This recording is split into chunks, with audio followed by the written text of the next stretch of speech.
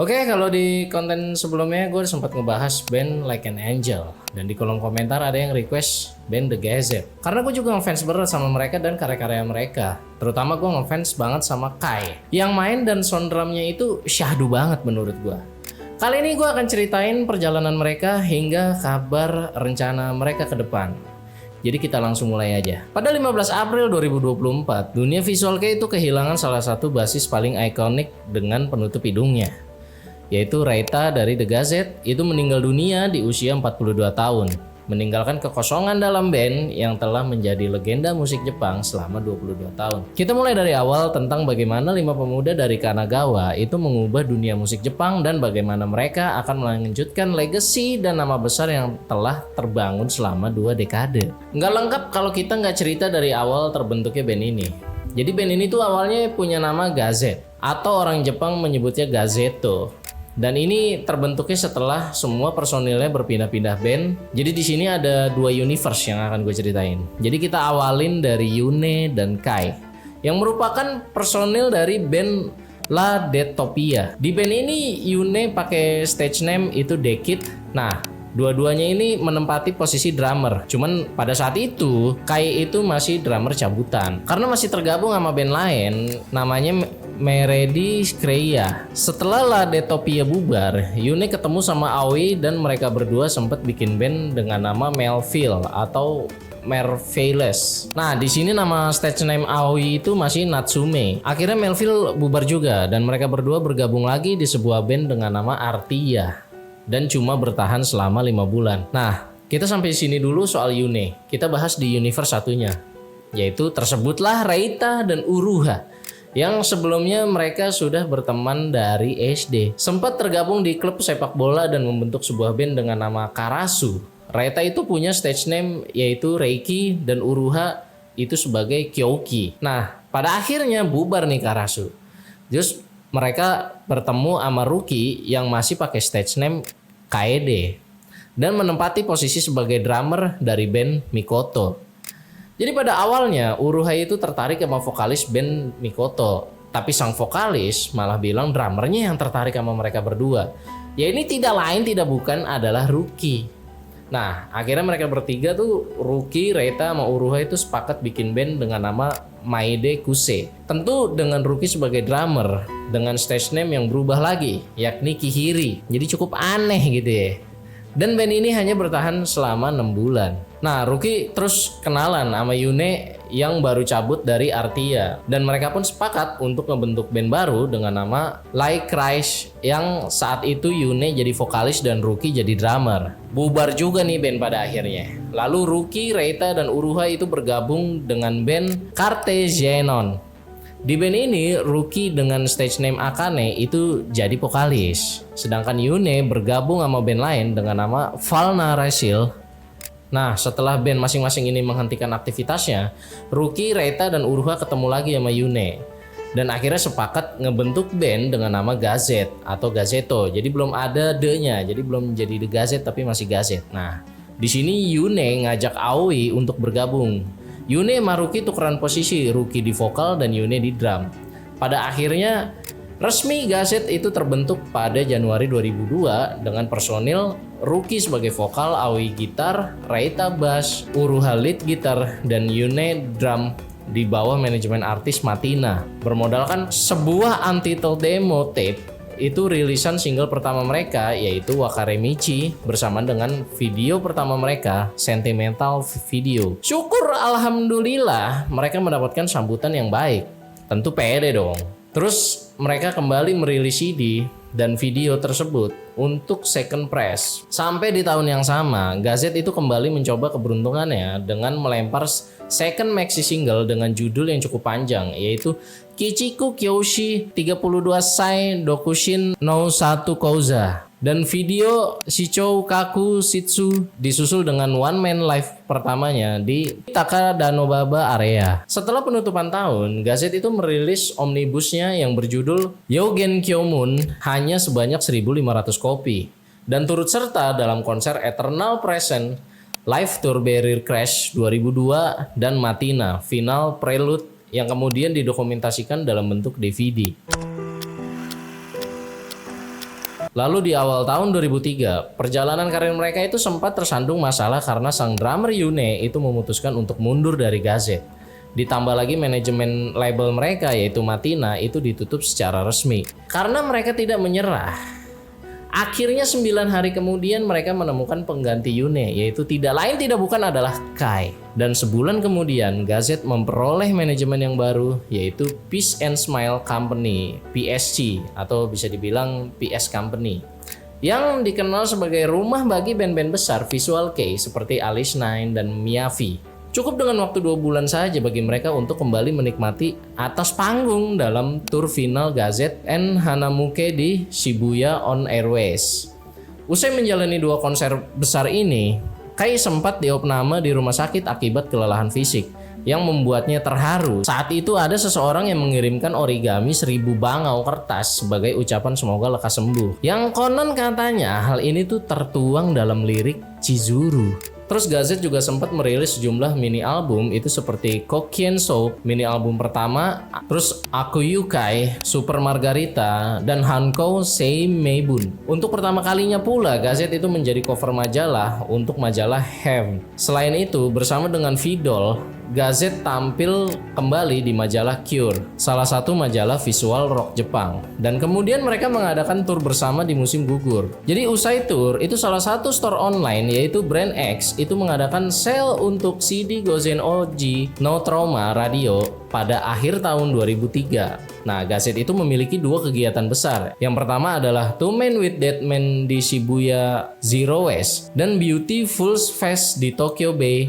NK Hall bersama dengan MUCC, Mary, Miyavi, The Espersray, Deadman, Goulet, Daigo Stardust, Kra, dan Pink Hallelujah. Tidak hanya itu, Gazette juga membuka official fans clubnya yang masih melayani fans lokal dan merilis sejumlah mini album itu seperti Madara yang menempati peringkat kedua dari Oricon Indies Chart. Nah, singkat cerita, setelah merilis album Disorder, itu Gazette langsung menggelar Tribe Arrival Yura Tour 2004. 2 tur besar yang sudah menunggunya, yaitu Royal Disorder Tour dan di bulan Februari tahun 2005 untuk tur Grand Royal Disorder. Lalu pada tahun 2006 itu disusul album Nil. Jadi album kedua ini tuh memperlihatkan evolusi yang bisa dibilang signifikan secara musikal, baik dari segi komposisi maupun produksi. Jadi beberapa lagu seperti Chassis, terus Siligat Disco, Bareta,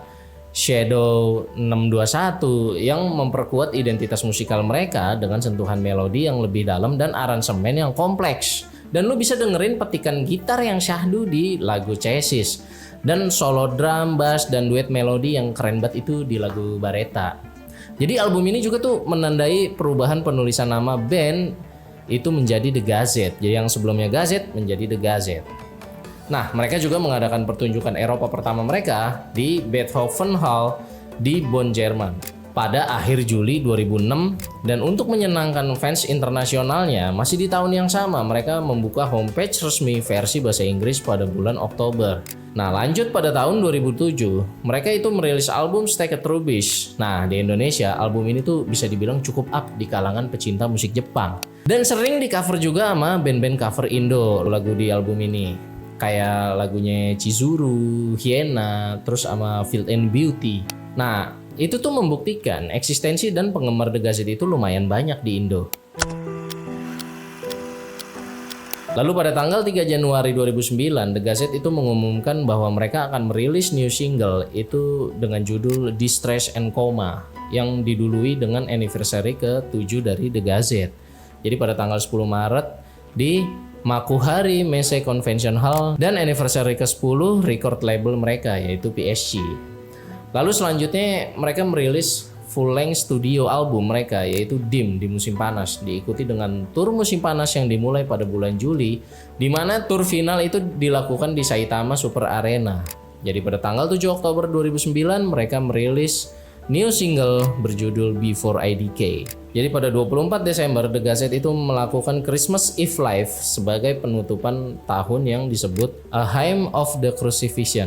Lalu berganti tahun pada Maret 2010 The Gazette itu melakukan konser The End of Stillness. Tour yang dilakukan hanya untuk fans clubnya aja. Jadi setelah fans club tour, The Gazette itu kemudian mengumumkan single lain dan live tour yang diberi nama Tour Ten Nameless Liberty Six Ballad yang dimulai pada bulan Juli di Nippon Budokan. Lalu pada 4 Agustus 2010 mereka merilis DVD promosional video dengan judul Film Baktu. Di antara semua acara itu, The Gazette mengumumkan bahwa mereka akan pindah dari King Records itu ke Sony Music Records dengan merilis single ke-17 mereka yaitu Shiver yang juga terpilih sebagai opening theme song untuk anime Sony series Chorus Shitsuji 2 yang dirilis pada 21 Juli tahun 2010. Nah, setelah merilis Shiver, band mengumumkan lokasi untuk tur final Tour 10 NLSB yang dilakukan di Tokyo Dome pada 26 Desember 2010 dan 2 single yaitu Red di 22 September 2010 dan Pledge di 15 Desember 2010. Lalu pada 26 Desember mereka telah sukses melakukan tur final dari Nameless Liberty Six Ballad yang mengguncang arena konser dengan kapasitas 55.000 kursi dan mereka sukses memuaskan 50.000 fansnya.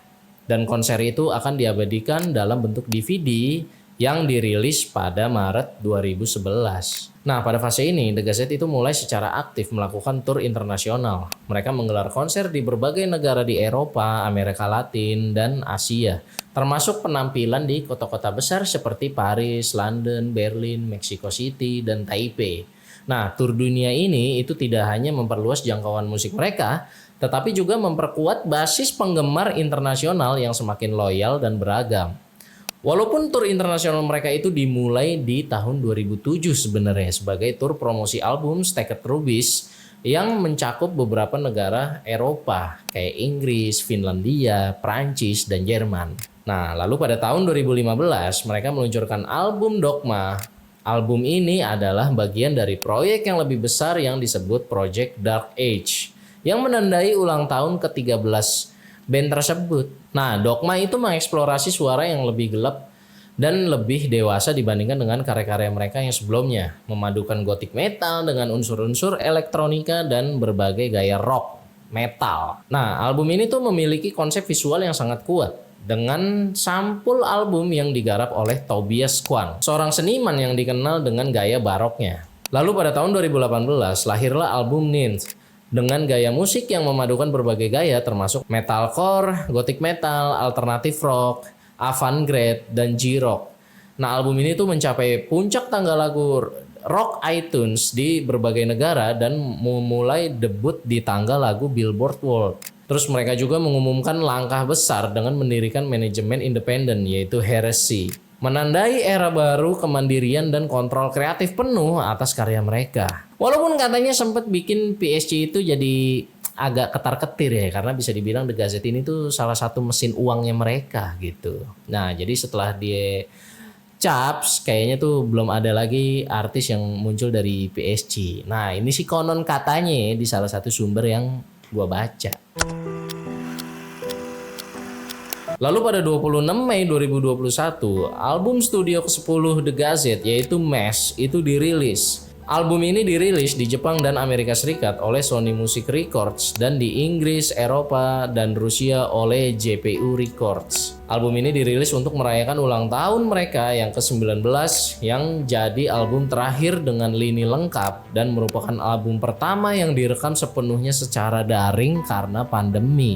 Jadi meski tidak memiliki konsep yang jelas menurut Wikipedia, jadi itu menyajikan evolusi band yaitu seperti band ini tuh ingin berkomunikasi langsung dengan penggemarnya melalui album ini. Lagu kayak Blending Hope dan Nox itu cukup jadi favorit penggemar di album ini. Tapi gue dengerin semua itu keren-keren kok. Favorit gue malah yang judulnya Last Song. Lalu di ultah yang ke-20 tahun The Gazette itu mereka mengadakan serangkaian konser spesial dan perilisan konten eksklusif untuk penggemar, termasuk konser yang hanya live satu malam di YouTube mereka. Lalu pada tanggal 15 April 2024 dunia musik dikejutkan oleh kabar duka, yaitu Reta, basis dari The Gazette itu meninggal dunia di usia 42 tahun. Nah, kepergian Reta itu menjadi kehilangan besar. Nggak cuman bagi bandnya, tetapi juga komunitas VK dan para penggemar setia mereka di seluruh dunia. Bahkan menjadi kehilangan besar juga bagi sesama seniman. Nah, Reita itu dikenal dengan gaya bermain bass yang khas, energi panggung yang kuat, serta kepribadian yang rendah hati dan inspiratif. Apalagi penampilannya yang ikonik dengan pita penutup hidung yang emang udah jadi ciri khas dia di awal. Lalu bagaimana dengan The Gazette setelah kepergian Reita? Nah, setelah kepergian Reita, itu The Gazette merilis pernyataan resmi yang menegaskan komitmen mereka untuk terus berkarya dan melanjutkan perjalanan musik meski menghadapi kehilangan besar. Band menyampaikan bahwa semangat dan dedikasi Reita itu akan menjadi fondasi dalam setiap langkah ke depan, serta menegaskan bahwa mereka ingin menghormati warisan Reita dengan tetap aktif di dunia musik. Jadi bagi penggemar yang ada di Jepang, terutama di Shinjuku, itu kalian bisa kunjungin Deal Design. Nah, mereka ini jual aksesoris yang dirancang oleh Reita. Lalu pada pertengahan tahun ini, yaitu pertengahan tahun 2025 kemarin, The Gazette itu menggoda penggemar dengan teaser proyek baru, itu bertajuk The Winter. Sampai video ini gue buat, dan video ini di-shoot nih, detail mengenai rilisan ini tuh masih dirahasiakan.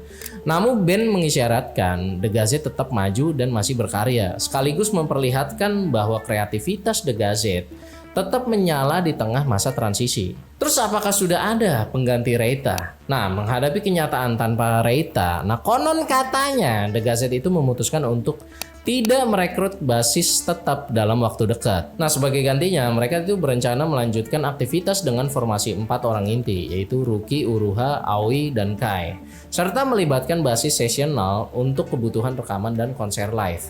Keputusan ini tuh diambil sebagai bentuk penghormatan terhadap posisi Reita dalam sejarah band, sekaligus memberi waktu bagi para anggota dan penggemar untuk tetap beradaptasi.